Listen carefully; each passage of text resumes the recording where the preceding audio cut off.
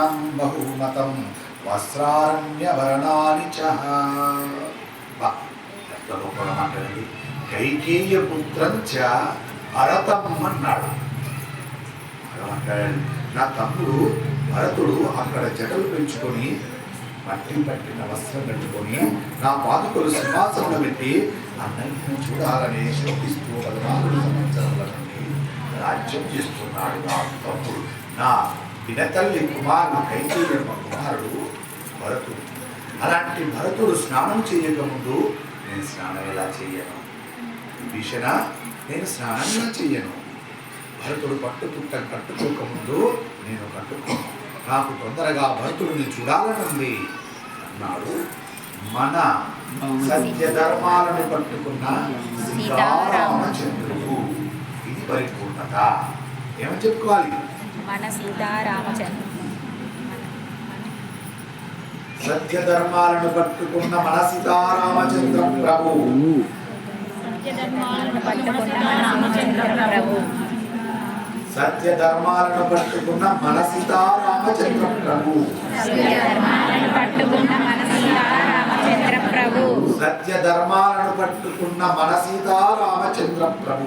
సత్య ధర్మాలను పట్టుకున్న మన సీతారామచంద్ర ప్రభు.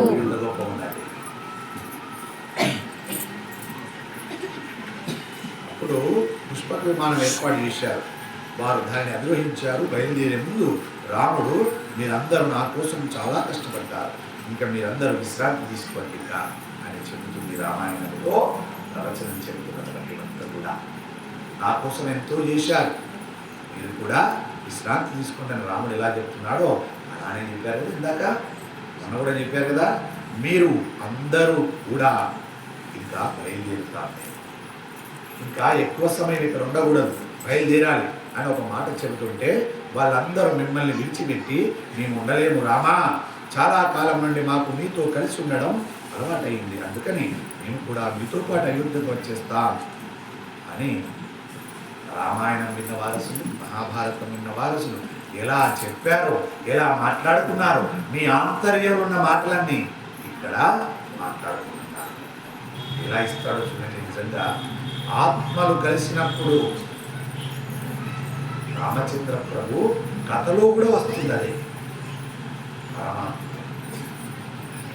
ఏనాడు తల్లిదండ్రుల జన్మకు సార్థకత అంటే ఒకరిని చూడగానే ఏ అమ్మ కన్నదో కదా అని అనిపించుకున్న తల్లి అలా తల్లి గుర్తుకు వచ్చేటట్టు ప్రవర్తించగలిగితే ఆ కన్న కడుపు సార్థకత పొందినట్టు దీనిని రాముడు చూపిస్తున్నారు. ఇక్కడ సీతమ్మని ఇక్కడ చూశాం కదా, మీరు పట్టాభిషిక్తులై సింహాసనం మీద కూర్చుంటే ఒక్కసారి చూడాలన్నదయ్యా రామా అన్నారు. ఆ కన్న రాముడిది చాలా విశాలమైన హృదయం. ఆయన అన్నాడు, వారిది పుష్పక విమానం ఎక్కి తనతో అయోధ్య రావడానికి అనుమతించాడు. వెంటనే అందరూ పుష్పక విమానంలోకి వెళ్ళిపోయారు. తక్షణం పుష్పక విమానం ఎగిరి ఆకాశ మార్గంలో వెళ్ళిపోతుంది. అందులో ఒక కిటికీ దగ్గర సీతారాములు కూర్చున్నారు. పైనుంచి రామచంద్రమూర్తి సీతమ్మకి క్రింద ఉన్న దృశ్యాలను చూపిస్తున్నాడు. సీత పుష్పక విమానం బయలుదేరుతుంది. బయలుదేరే సమయంలో సీత, ఇదిగో చూశావా, ఇదే వరదవెల్లిపురం.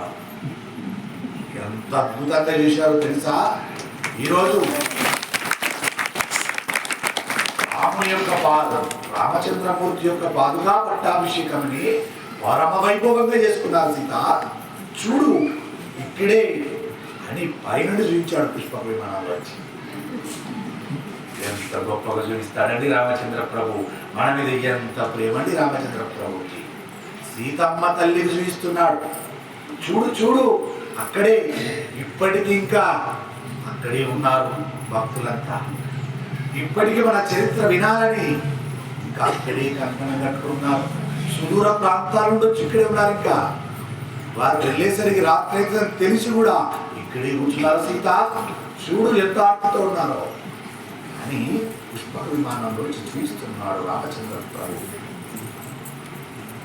అక్కడ అంటున్నాడు, సీత ఇదే చూడిగో రావణాసురుని నేను పడగొట్టిన ప్రదేశం, అదిగో అది కుంభకర్ణుని పడగొట్టిన ప్రదేశం. సీత, ఈ వరదవెల్లిపురంలో చూశావా? ఆదివారం అనే దాన్ని సంజయించిన ప్రదేశం ఇది. ఆదివారం నాడు రావణాసురుడు నీచ నికృష్ట గుణం ఉన్నవాడు. మరి మధుమాంసాలు అవి గుణమిస్తాయి కదా. అందుకే రామచంద్ర ప్రభు సీతమ్మతో చెప్పుకుంటున్నాడు. 70 రోజుల రామాయణ ప్రవచనాన్ని చెప్పుకొని ఈ పురమునందు ఈ పురవాసులు ఆదివారం మాంసాహారాలు త్యజించిన ప్రదేశం ఇది. చెడును వదిలేసుకున్నటువంటి ప్రదేశం ఇది. పరమాత్మకమైన ప్రదేశం. సీతమ్మ చూడు, ఇది బాగా చెప్తాడో నిజంగా. అదే ఆ నరాంతకుడు పడిపోయిన ప్రదేశం. ఆ పాపాత్ముడు ఒకడిచ్చిపోయాడు ఆదివారం తిరుగుతావు అని, వాడికి స్వస్తి చెప్పిన ప్రదేశం ఇది. వాడు ఎప్పుడైతే చట్టం చేసిపోయాడో ఆ చట్టాన్ని ఉల్లంఘించినటువంటి గ్రామం ఇది, వరదవెల్లి గ్రామం అని సీతమ్మతో చెప్తున్నాడు. ఇంకా ఇక్కడ చూడు సీతమ్మ, అదిగో అదిగో అక్కడ చూడు హనుమ విరూపాక్షుని పడగొట్టినటువంటి ప్రదేశం. ఇదిగో చూడు సీతమ్మ, సముద్రం. సముద్రం మధ్యలో అలా దూకున్నప్పుడు మధ్యపాపిట ఎలా ఉంటుందో అలా పెద్ద సేతు ఉన్నది, చూశావా? అద్భుతంగా చెప్పుకున్నాడు. చూడండి, ఈ సేతువును మేము వానరులతో కలిసి నిర్మించాం. నలుగు కట్టాడు సీత. ఈ ఉత్తర దిక్కున్నది చూశావా? ఈ ఉత్తర దిక్కున్నది చూశావా? ఆ ఉత్తర దిక్కునే మధుకా పట్టాభిషేకం చేశారు. ఎంతమంది భక్తులు తరలించారు ఈ రోజున. సీత చూడు, అక్కడే ఈ వరదవెల్లిపురంలోనే ఇక్కడ నేను గర్భశయనం చేశాను కూడా సీతమ్మ. సీత, ఇక్కడ గర్భాసనం చేసి కూర్చున్నాను. ఎందుకు తెలుసా?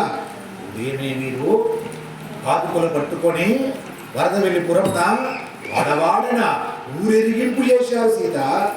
ఇప్పటి వరకు ఊరేగింపు చేసుకున్న వాళ్ళని చూశాము, కానీ వీళ్ళు మార్చారు. వరదవెల్లిపురం వాసులు మార్చి ఊరేగింపు అని చేసుకున్నారు పాదుకలను.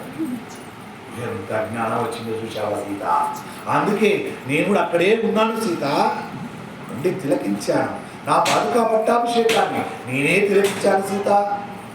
ఎంత గొప్ప గొప్ప భక్తులో వీరు అని సీతమ్మతో గొప్పగా చెప్పుకుంటున్నాడు రామచంద్ర ప్రభు. తర్వాత పుష్పక విమానము కొంచెం సముద్రమును దాటి ముందుకు వచ్చింది. తర్వాత మరలా రాముడు కిందకు చూపించాడు. సీత చూశావా, చూశావా ఎంత ఆర్తితో కూర్చున్నారు అక్కడ? చాలా ఆర్తితో కూర్చొని రామాయణాన్ని వింటున్నారు సీత. చూడు చూడు, అది వరదవెల్లిపురము. ఆ వరదవెల్లిపురంలో ఎంత ఆర్తితో కూర్చున్నారో సీత. ఆ పక్కనే చూశావా? సముద్రంలా ఉంటుంది మిడ్ మ్యానర్. దాని పక్కనే చూశావా సీత? కనబడుతుంది. పరమాద్భుతం, స్వయంభూగా వెలిచాడు దత్తాత్రేయుడు. ఈ మధ్యనే ఈ వరదవెల్లి పురవాసులు దత్తాత్రేయుడికి గిరి ప్రదక్షిణ చేసుకున్నారు. చూడు సీతమ్మ, ప్రతి నెలలో ఏకాదశి నాడు, అమావాస్య నాడు, పౌర్ణమి నాడు నెలకు 4 మార్లు స్వయంభుగా వెలిసిన దత్తాత్రేయ క్షేత్రంలో ఆ క్షేత్రము నుండి గిరి ప్రదక్షిణ ప్రారంభం చేసుకున్నారు సీతమ్మ. చూడు అని చూస్తున్నాడు. ఎంత గొప్పగా చెప్తాడు నిజంగా. తర్వాత మరలా రాముడు కింది చూపించి, సీత ఈ రాజ్యమే సుగ్రీవుడు ఏలిన రాజ్యం. నీ జాడ కనిపెట్టడానికి ఇక్కడి నుంచే వానరాలు అన్ని దిక్కులకు బయలుదేరారు అని చెబుతుంటే సుగ్రీవుడు వచ్చాడు. స్వామి, మనము కిష్కింద మీద నుండే వెళ్తున్నాం కదా, మరి మా ఆవిడ తార రూమ చూస్తూ ఉంటారు కదా, వాళ్ళను కూడా మనతో అయోధ్య తీసుకువెళదామా అన్నాడు సుగ్రీవుడు. సుగ్రీవుడు అంటే ఉంటుంటాడా రాముడు? ఇంకోటి అగ్నిసాక్షిగా మిత్రత్వాన్ని చేసుకున్న మిత్రత్వం అది. మిత్రుడు కోరిన కోరిక కాదన్నాడు రాముడు అన్నాడు. అందుకు రాముడు అంగీకరించి పుష్పకమును అక్కడ దింపాడు. పుష్పకము కిందికి దిగింది. ఆ అర్ధవెల్లిపురంలో కొంతమంది భగవద్భక్తులు ఉన్నారు. వారి పేరు నాకు తెలియదు, కానీ ప్రథమంగా 2 పేర్లు అయితే తెలుసు. మిగతా వాళ్ళు కూడా వారితో పాటు వస్తారు, చిన్నపుచ్చుకోకండి దయచేసి. రాజు అని శ్రీనివాస్ అని అడిగాడు, అయ్యా మా పురం నుండి వెళ్ళిపోతున్నావు కదా, ఒక్కసారి ఇక్కడ ఆగరాదు అని అడిగారు. అడిగితే వారి కోరిక మన్నించి ఆగి అనుగ్రహాన్ని ప్రసాదించుకుంటున్నాడు రామచంద్ర ప్రభు. పరిపూర్ణ ఆయురారోగ్య అష్టైశ్వర్యాభివృద్ధ్యర్థం ధన కనక వస్తు వాహన వాడి పంట దినదినాభివృద్ధ్యర్థం అన్యోన్య దాంపత్య అనుగ్రహ సిద్ధ్యర్థం పుత్ర పౌత్ర పౌత్ర సకలాభివృద్ధ్యర్థం